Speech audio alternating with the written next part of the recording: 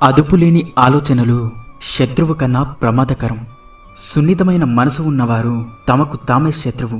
వారికి మోసం చేసే అంత తెలివి లేదు, మర్చిపోయే అంత బలమూ లేదు. అన్నిటినీ మౌనంగా భరిస్తూ బాధపడటం మాత్రమే తెలుసు.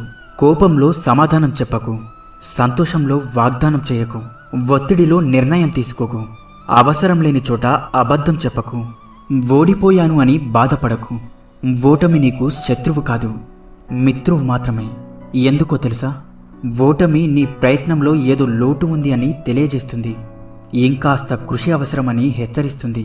ఉన్నత వ్యక్తిత్వం కలిగి ఉంటే శత్రువు కూడా నిన్ను చూసి తలదించుకుంటాడు. గతాన్ని ఎప్పటికీ మార్చలేము, కానీ భవిష్యత్తుని రాసుకునే శక్తి మాత్రం నీ చేతుల్లోనే ఉంది. ఉన్నతంగా ఆలోచించు, అలాగే గొప్పగా జీవించు. ఏ బంధమైనా మన అని మనమనుకుంటే సరిపోదు, ఎదుటి వాళ్ళు కూడా అనుకోవాలి.